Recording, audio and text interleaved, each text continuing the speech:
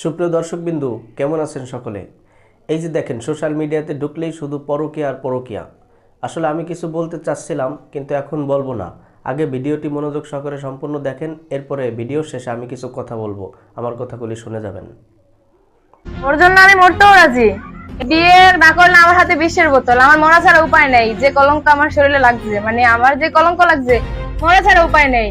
ভোলার চরফ্যাশন উপজেলার ওমরপুর ইউনিয়নের ভুইয়ার হাট বাজারে প্রেম প্রতিশ্রুতি আর বিয়ের দাবিকে ঘিরে চাঞ্চল্যকর এক ঘটনা ঘটেছে। স্থানীয় এক পল্লী চিকিৎসক ও ছাত্রলীগ নেতার বিরুদ্ধে বিয়ের আশ্বাসে প্রেমের সম্পর্ক গড়ে তোলে শারীরিক সম্পর্কের অভিযোগ এনে তার ঔষধের দোকানে অনশনে বসেছেন এক কলেজ ছাত্রী।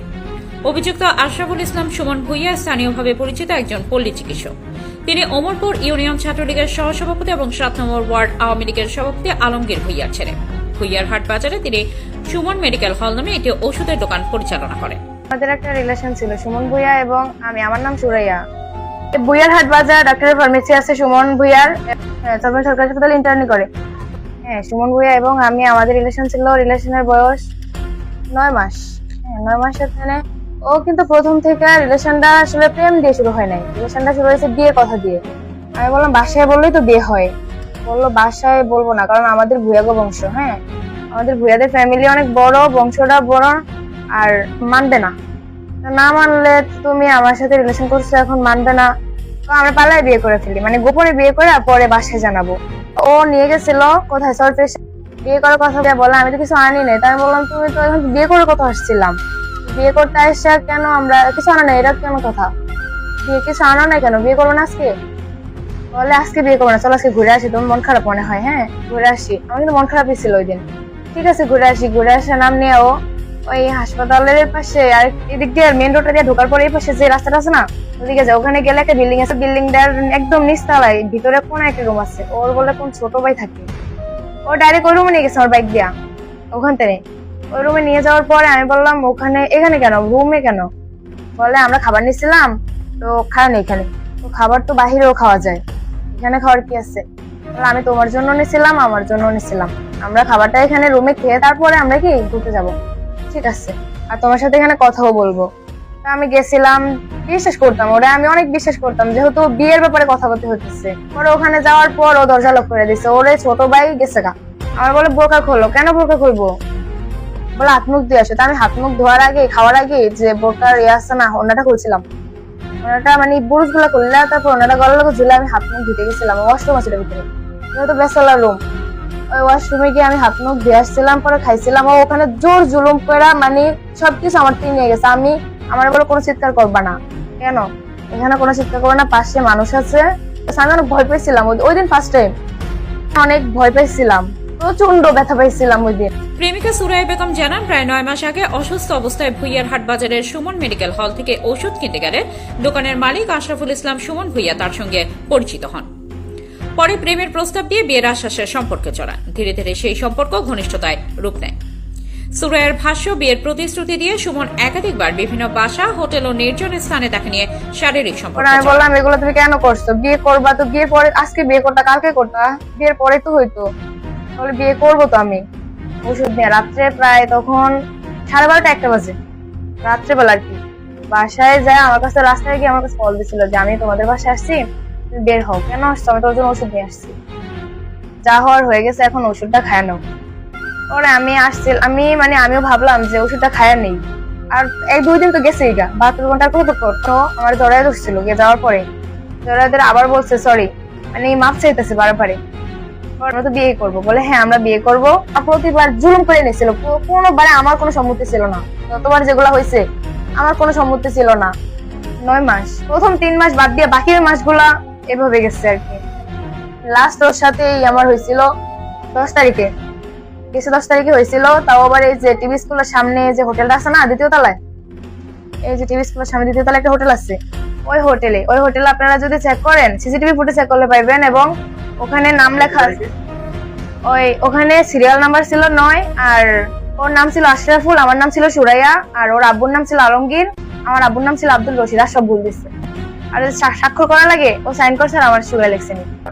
ওই দিন কিন্তু অনেক বাজে ব্যবহার করছে। আসলে একটা সুস্থ মানুষ কখনো এরকম করতে পারে না। আমি কনফার্ম ওই দিন মাতাল ছিল, ও নেশা করছিল। সুমন ভুইয়া এই যে বিয়া, তুমি ওই দিন আমার সাথে বিয়ের কথা বলে এত কিছু করে নিচ্ছে, এতদিন পর্যন্ত 15 থেকে 20 দিন শুধু বিয়ের কথা বলে বলে নিচ্ছে আমারে, কিন্তু বিয়ে করে নাই। কারণ আমি বললাম তুমি বিয়ের কথা বললে বারবার এরকম করতেছো, তো বিয়ে তো করতেছো না। ওই ওড়না দিয়ে উনি আমার হাত পিছনে হাত দুটা বাঁধতে ফেলছে, হাত দুটা বাঁধতে ফেলছে। আমি ওই দিন এত জোরে চিল্লাইছি, কিন্তু একটা মানুষের শুনে নাই, কেউ আসে নাই আমার কাছে। উনি চাইলে, উনি যদি চাইতো আমার ওই দিন ওর মারতে পারতো। আসলে একটা পুরুষের সাথে আমি পারি না কখন, আমি একটা মেয়ে মানুষ। বয়সও ওনার আমার থেকে উনি প্রায় 10 বছরেরও বড়, সব দিক দিয়ে আমি ওনার সাথে পারি না। এই দুইটা হাত আমার পিছনে এভাবে এভাবে বাঁধা ছিল, হ্যাঁ এভাবে বাইর দেয় যে খাট, তো খাটে এভাবে এভাবে বিছানা ছিল, খাটটা ও এভাবে এভাবে আমার হাতিটা বাইন্দা আমার খাটের উপর শোয়া ফেলছে।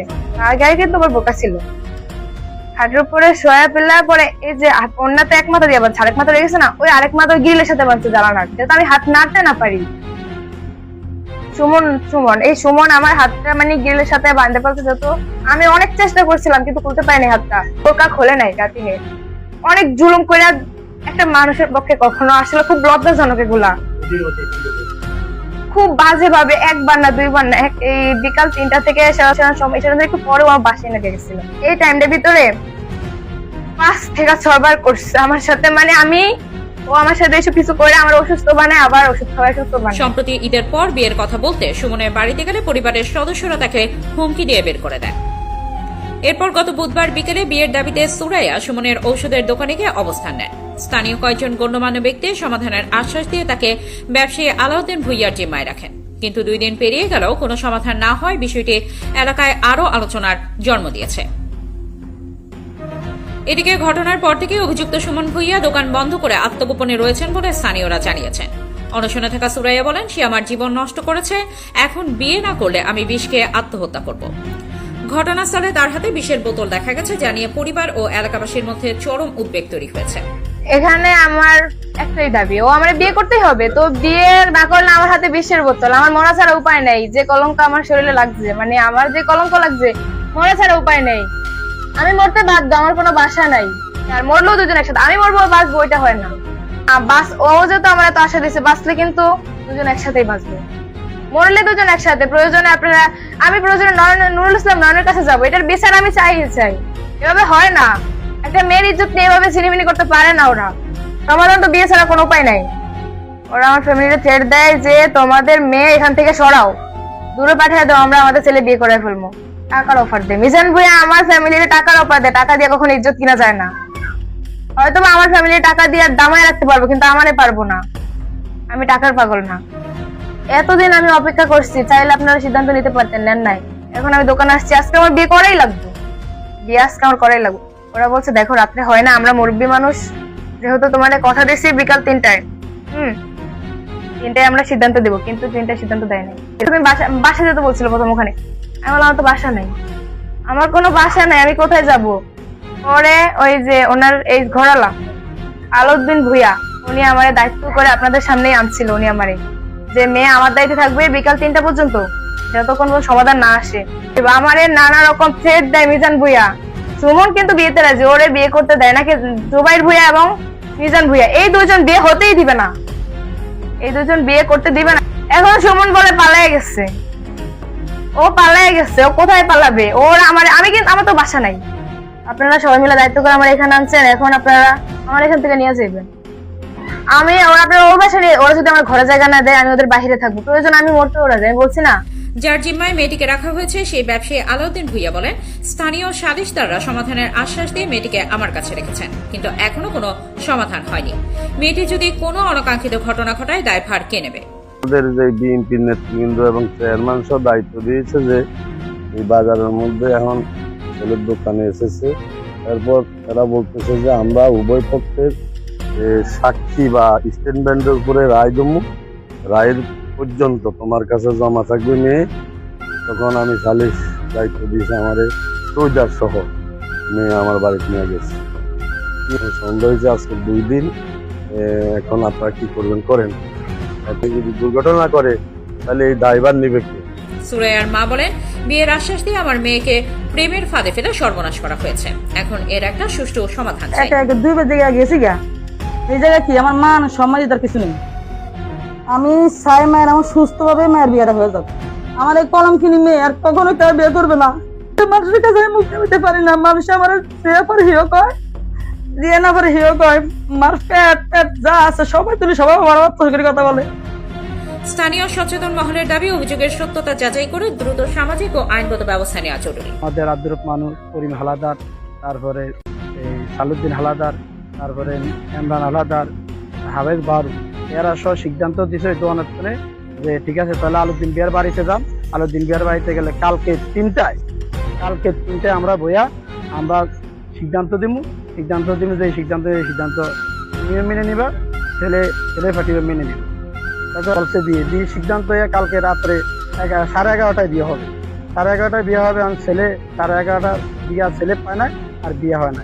যাই আমাদের এই এলাকায় এভাবে যদি কলঙ্কিত হয়, কলঙ্কি হলে যদি এভাবে যদি কলঙ্কি করে থাকিয়ে যারা প্রভাবশালী লোক, যারা ছাত্রলীগ করবো, তারা আগেও এভাবে ছাত্রলীগ করে অনেক নির্যাতন করছে, কথা বলছে। যারা প্রভাবশালীর কারণে এই বিয়ে হয় না। তো এই কারণে যদি সাধারণ ব্যক্তি হইতো তাহলে মাছ দূরে অনেক কিছু হইতো, বিয়ে হইতো, কিন্তু মাছ দূরে হয় না, বিয়ে হয় না। এই যে পরিচয় আমরা সমাজবাসী চাই এই মেয়েটার বিয়ে হোক। মেয়েরা কলঙ্কিত হয়েছে, যার সাথে কলঙ্কিত হয়েছে তার সাথে এই মেয়েটা বিয়ে হোক, আমরা এটাই চাই। এও আমাদের উমরপুর 7 নং ওয়ার্ডের, আর ছেলের বাড়িও উমরপুর 7 নং ওয়ার্ডের বাসিন্দা। এটার সুস্থ সমাজ আছে এবং বিবাহটা যাতে স্বয়ংসম্পূর্ণভাবে হয়, মেয়েটা যাতে আশ্রয় পায় সঠিকভাবে, এই ব্যবস্থা। আমরা এলাকাবাসী হিসাবে আমরা দাবি জানাবো যে আসলে এটা একটা বিয়ে শাদী এটা হোক এবং যাতে দোনোটা ফ্যামিলি সুন্দরভাবে সমাজে বসবাস করতে পারে। এবং বিয়ে শাদী হলো আসল সমাধান। বিয়ে শাদী ছাড়া আমি এখানে আর কোনো সমাধান দেখি না। 2026 ঈদের পরের দিন, মানে ঈদের 21 তারিখে 22 তারিখের পর থেকে এই মেয়েটা এভাবেই আছে, বিয়ের অনুষ্ঠানের দাবিতে আছে। সামাজিকভাবে এই মেয়েটাকে ফয়সালা দিবে বইলা, মানে বিভিন্ন ভাবে 2-3 দিন ফয়সালা বসছে, রাতে বিয়ে হইব এই বইলা, সামাজিক ভাবে বিয়ে হইব এটা বলে ছিল। কিন্তু বিয়ে বইলা কাজও আসছে, কিন্তু মানে ছেলেটারে নিয়ে যায়, বিয়ে হবে না, এই ধরনের একটা যে আধিপত্য বিস্তারের কারণে বিয়েটা হচ্ছে না। এখানে বিয়ে তো নিরীহ মানুষের দাবি যে বিয়েটা হতে হবে, যেটা কারণে এই অবস্থা অসহায় একটা কলঙ্কিনী মেয়ে, এই মেয়েকে বিয়ে করবে। তবে ঘটনার পর থেকে অভিযুক্ত সুমন ভূঁইয়া ও তার পরিবারের সদস্যরা আত্মগোপনে থাকায় তাদের বক্তব্য পাওয়া যায়নি। বলতে চাচ্ছি কি যে বর্তমান সমাজটা আসলে কতটা খারাপ হয়ে গেছে। না, আসলে সমাজটা খারাপ হয় নাই, আসলে আমরাই খারাপ হয়েছি। এই জন্য আমাদেরকে প্রত্যেককে এই সমস্ত কাজকর্ম থেকে হেফাজত থাকতে হবে ইনশাল্লাহ। আল্লাহ তাআলা তৌফিক দান করুক। সকলে ভালো থাকেন, সুস্থ থাকেন, দেখা হবে পরবর্তী ভিডিওতে।